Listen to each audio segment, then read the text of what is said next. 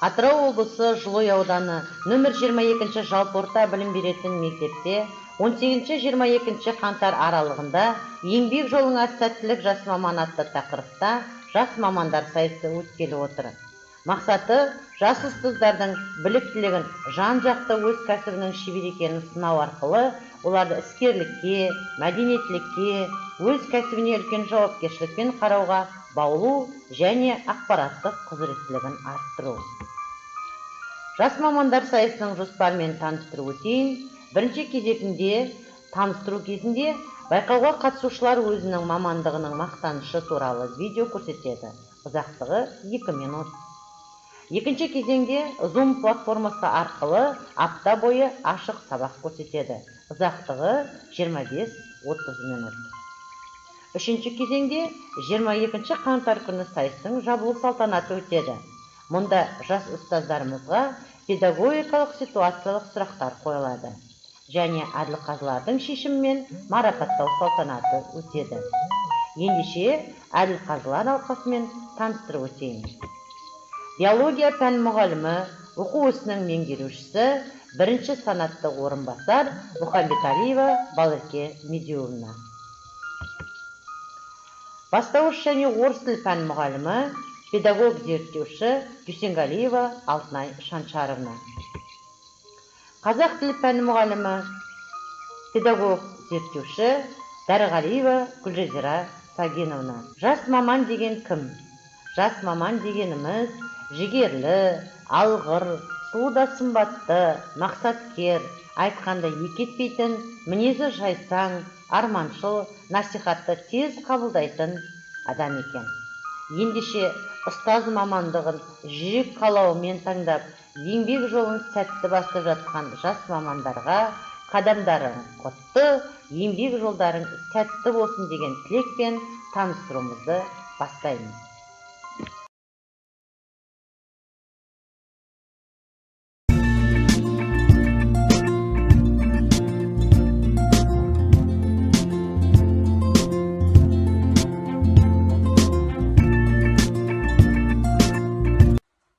Армысыздар әріптестер, қазыларым, жас мамандар сайыста сынар бағын бастайын мен өзімді таныстырып, көрермен қошеметпен қабыл алғын. Атым Марал Бекқұлтегі әкем Әлбек, руым ысық тараған Ақсарыдан, қысайы 90-ның ақпанында ашқанмын дүниесігін осы жылда.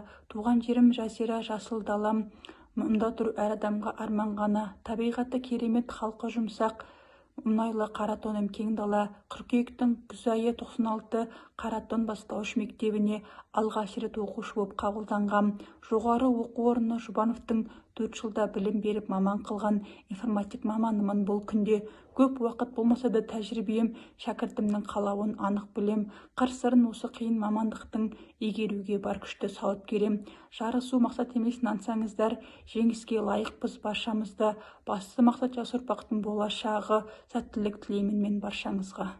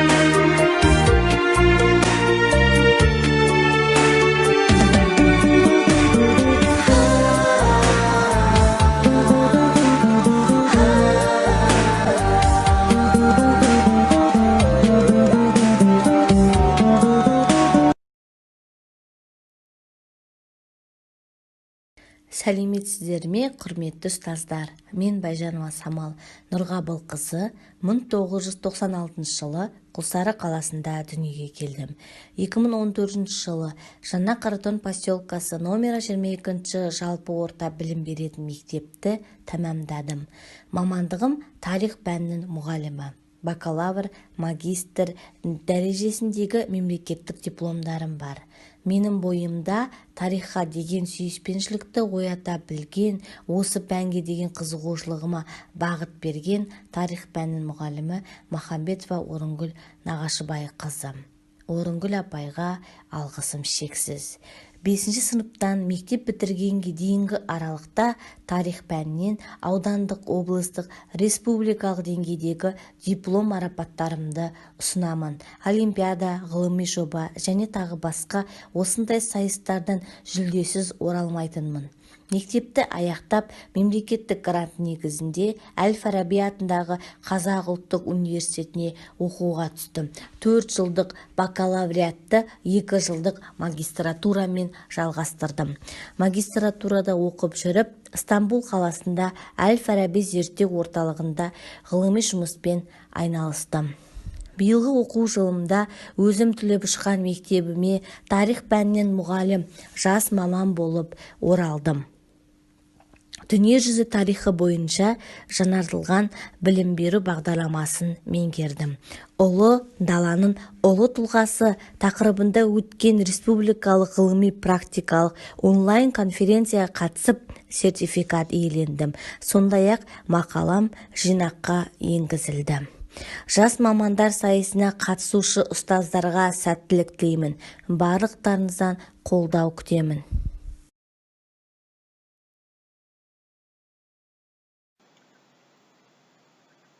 Қайырлы күн, әріптестер. Мамандығым мақтанышым сайысында өзімді осы кесте арқылы таныстыруды жөн көрдім. Мен кіммін? Мен Бейсенбаева Диляра Бейсенбайқызы, номері 22 жалпы орта білім беретін мектептің математика пәні мұғалімі және 9 Б сынып жетекшісімін. Мамандығыма мотивацияны қайдан алдым? Оқушы кезімдегі жетістіктерім мен Махамбет Өтемісов атындағы Батыс Қазақстан мемлекеттік университетінде алған білімім. Рефлексия маған не береді? Әріптестермен тәжірибе алмасу, оқушымен кері байланыс орнату. Жетістікке қалай жетемін? Мақсат, еңбек, нәтиже. Мектеп қабырғасында үздік оқушылар қатарында болып, Қазақстанның үміт артарлары атты кітабына ендім.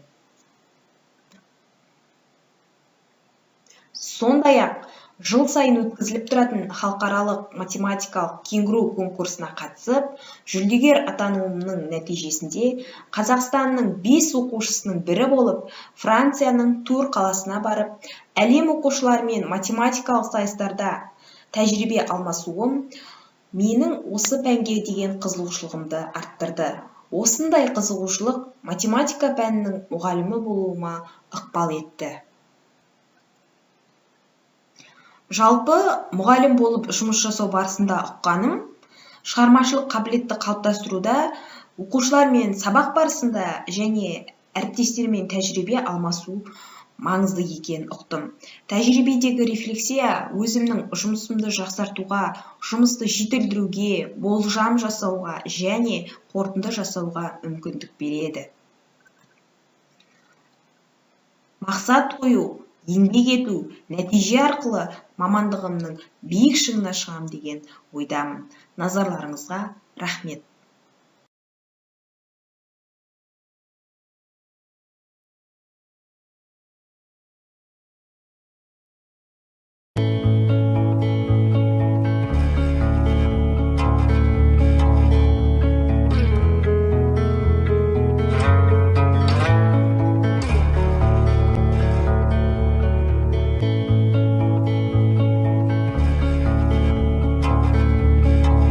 Едім алдыңа бекем буып белімді, ақтайын деп ұстаздар маған артқан сенімді. Жас мамандар сайысы басталып та кетіпті, таныстырып ендеше өтейін мен өзімді.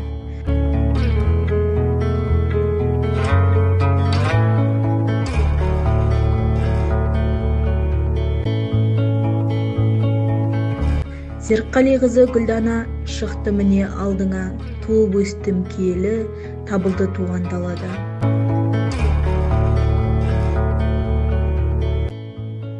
Дауылпаз ақын Бахадыр Ермахамбет жатқан жер, зар заманды жырлаған Мұрат бабам жатқан жер.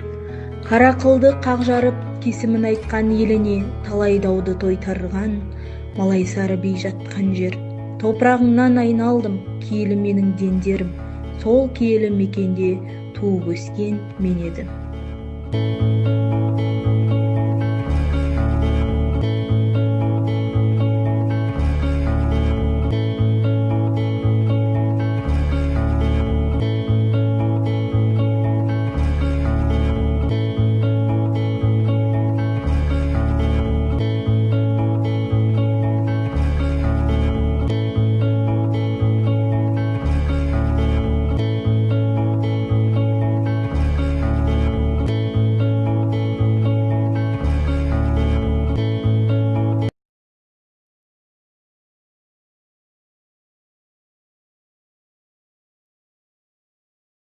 Мен Душанова Розия Бекқалиқызы 1993 жылы 3 мамырда Мұнайлы өлке Атырауда дүниеге келдім.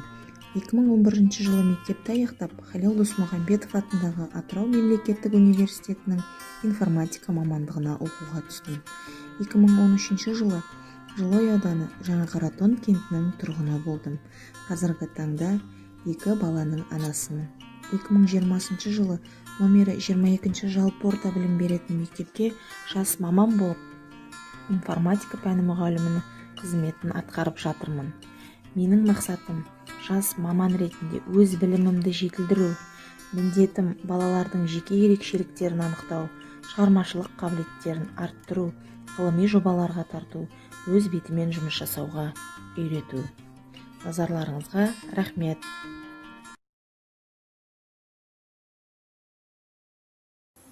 Елбасы өзі жол салған барысына, үлес қосар елімнің табысына.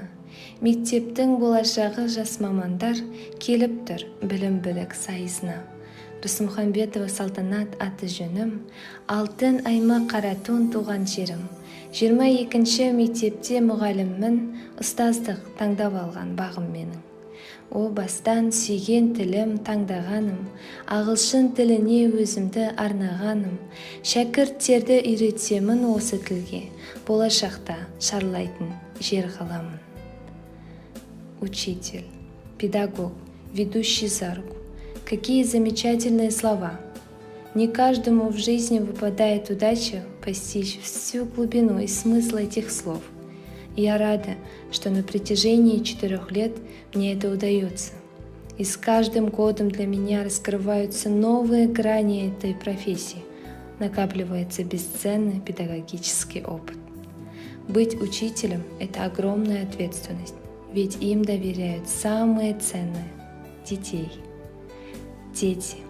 Я радуюсь возможности общения с ними, погружение в процесс получения знаний, совершение новых открытий и творчества. Посмотрите на эти лица, на эти глаза. Верю, что каждый ребенок может стать хорошим, а может и выдающимся человеком. Я стану для своих учеников другом, который тебя всегда поймет, с которым можно разделить свои радости и переживания. I understand that I want to be a hope and a support for my students. I want to feel that my children need me. I want to give them both knowledge, warmth, and the kindness of my heart. Салтанат Рысмұхамбетовна мен үшін ең керемет апайлардың бірі. Өйткені біздің апай деген алтын деп айтқым келеді. Шыны керек, мен ағылшын тілінен қиналатын болдым, кішкене шамалы болдым. Ал сол тілге деген менің көзқарасымды өзгерткен именно осы кісі. Біз барлығымыз да ол кісіні жақсы көреміз. Тек ауырмай, сырқамай арамызда жүре берсін дегіміз келеді. Тек қана ол бізге деген сабақ жағынан ғана емес, өмірлік кеңестерін де айта білді. Сол үшін ол кісіге алғысымыз шынымен де шексіз. Для меня Салтанат Рысмухамбетовна самая милая, целеустремленная учительница.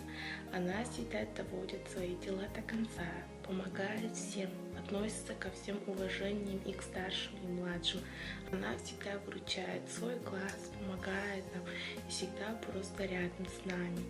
Она всегда относится к нам вежливо, хоть бывает иногда ругает, но все же хочет, чтобы ее класс во всем преуспевал и всегда был аккуратным, и чтобы все с нами было в порядке. Saltanat Rasmuhambetovna is my third class teacher, and wherever she's young, she's really wise and clever.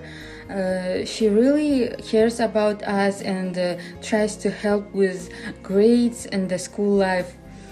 But in the same time, she can scold us for bad grades, for bad behavior. And Saltanat Rasmuhambetovna is really understandable. If you say something to her, she tries to help and understand you.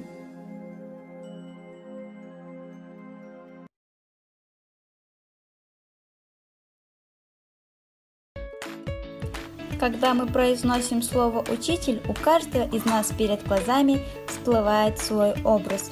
Кто-то вспоминает свою первую учительницу, кто-то вспоминает любимого учителя-предметника. Но никто никогда не задумывался, каким же был учитель в детстве, о чем мечтал и как же он пришел в эту профессию.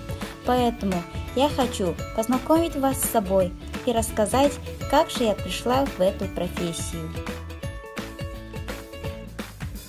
Я родилась и выросла в городе Актюбе, и как любой ребенок, достигнув определенного возраста, пошла в школу. Это был первый А-класс средней школы номер 48. Сегодня я с наслаждением вспоминаю, как ходила туда. Это были годы счастливого и беззаботного детства. Здесь я впервые задумалась, кем стану в будущем. А глядя на своих преподавателей, думала, каким учителем стану сама. После окончания школы 2015 года я поступила в Западно-Казахстанский государственный университет имени Махамбета Утемисова на педагогический факультет. Выбор был не случайным. За годы учебы в университете во мне раскрылись гуманитарные способности, умение говорить, предельно ясно и понятно излагать свои мысли. Когда я получила диплом об окончании университета, мне казалось, что заканчивается важный этап в моей жизни. Но все только начиналось. В 2019 году я вышла замуж за парня из поселка Жанакаратон, и по распределению я устроилась на работу в учреждение образования средней школы номер 22 Жилойского района.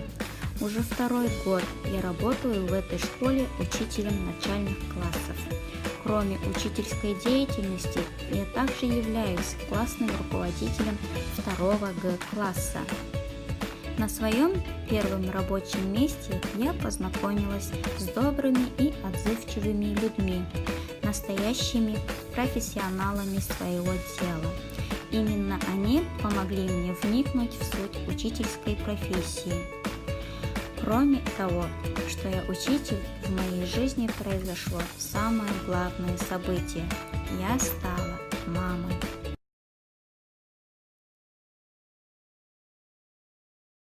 Hello, my name is Asim, and this is my video for competition of young teachers. My name is Asim Жанмуратқызы. I have been an ESL teacher for 3 years. ESL, that means that English as a second language.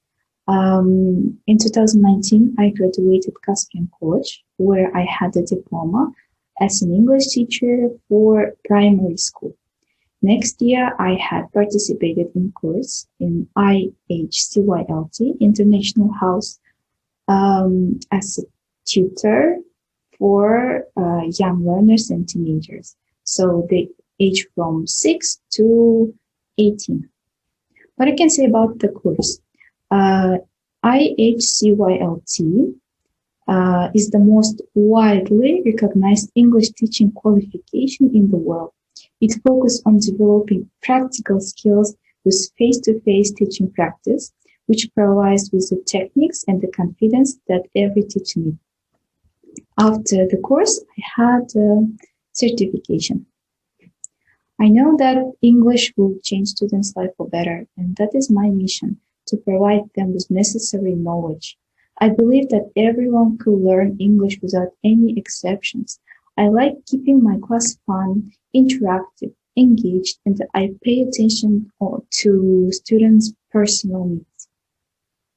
I believe that with help of English, anyone can change their life dramatically. Besides of teaching, I also like doing puzzles, reading detective books, and cooking meals. Dear my colleagues, I'm happy to greet you, and I hope we will have a great time. Good luck to you all.